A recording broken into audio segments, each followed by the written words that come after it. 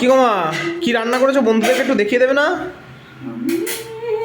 হ্যাঁ দেখিয়ে দেবো। আমি তো গুনগুন করে গান করছি। ঠান্ডা এসে গেছে বন্ধুরা। উফ, আমি এত ভালো থাকবো, তোমরাও ভালো থেকো। ঠান্ডায় খাবে দাবে ঘুরবে আনন্দ করবে। আজকের মেনু কি হয়েছে ছেলে বলছে মা দেখাবে না, নিশ্চয়ই দেখাবো বন্ধুদের। আজকে আমার রান্না হয়েছে এই রকম ফুলকপির তরকারি করেছি আমি। এটা দমের মতন ঠিক নয়, ফুলকপির তরকারি করেছি। হ্যাঁ, আর করেছি এই রকম, এই কালকের এটা ছিল বন্ধুরা কাঁচকলার কোপ্তা কারি।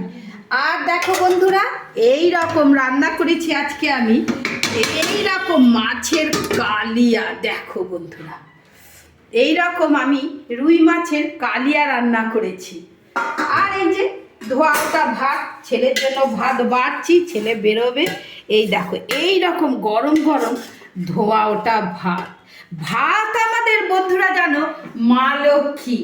কোনো কিছু না হলেও শুধু একটু আলু ভাতে দিও, তোমার ভাত কিন্তু এবারে অমৃত। একটা কাঁচা লঙ্কা সর্ষের তেল দিও, ভাত খাওয়া যায়। ভাত আমাদের প্রধান, মা লক্ষ্মীকে সবসময় সম্মান, মানে ভাত কোনোদিন নষ্ট করবে না। আমার কর্তা বলে ভাত নষ্ট করবে না, তুমি তরকারি ফেলো।